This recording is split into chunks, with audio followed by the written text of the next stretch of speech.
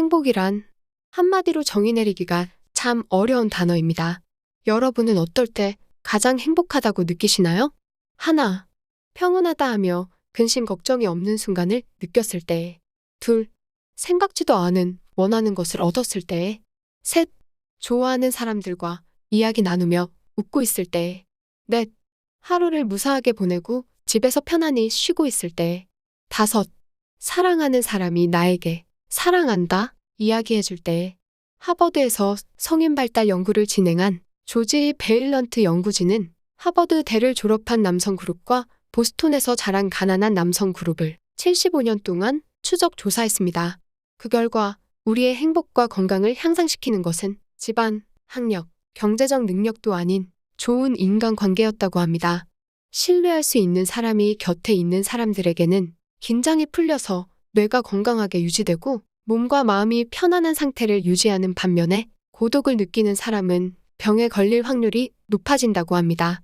또한 일본 아이치 의과대 마스나가 마사히로 연구진은 사람들에게 살면서의 기억이나 긍정적인 친구가 나오는 스토리를 들려주고 난 후에 행복 호르몬인 세로토닌의 양이 얼마나 증가하는지 실험을 했습니다.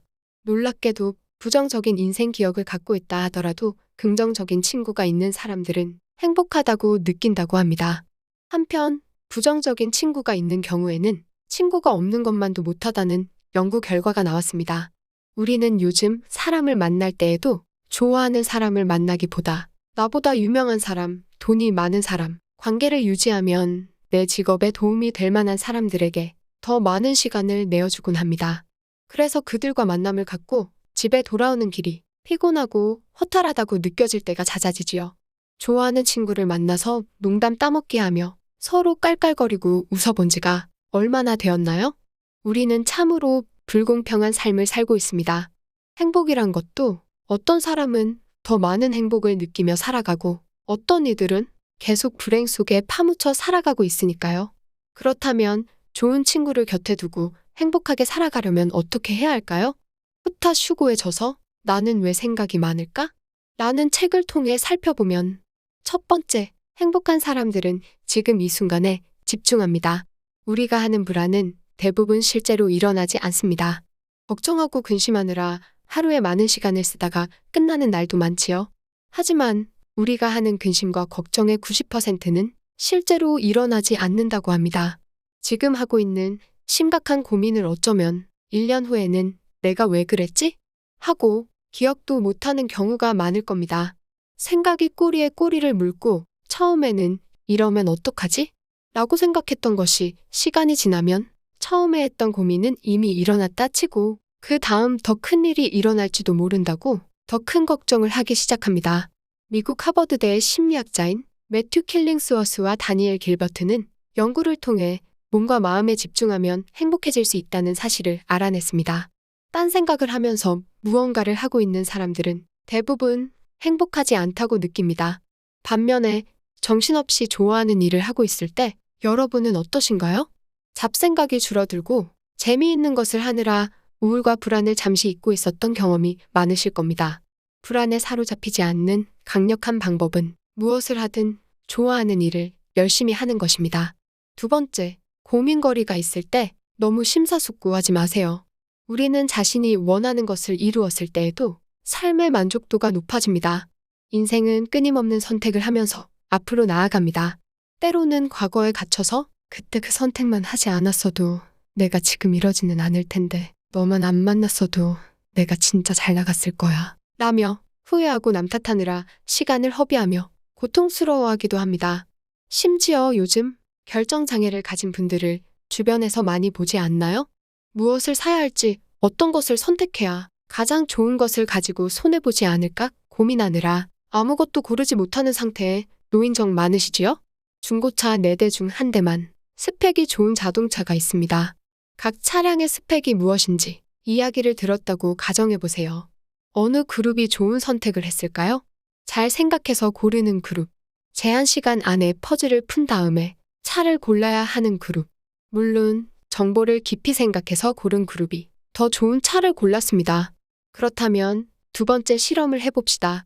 이번에는 차에 대한 정보가 훨씬 더 많아졌습니다.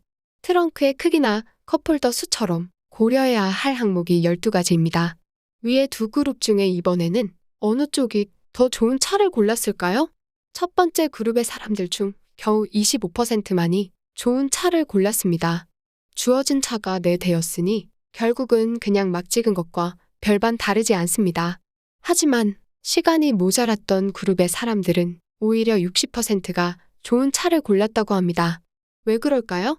생각해야 할 거리들이 많아지면 짧은 시간 안에 결정해야 하는 사람들은 정보 안에서 우선순위를 정해서 합리적으로 선택을 하는 경향이 있었다고 합니다. 실제 여러분도 너무 많이 고민하다 보면 나중에 생각해보면 별로 중요하지도 않은 것들까지 다 고민하느라 정작 좋은 것을 놓치는 경우가 많았을 겁니다. 생각하는 힘은 무의식일 때 발휘된다는 것을 잊지 마세요.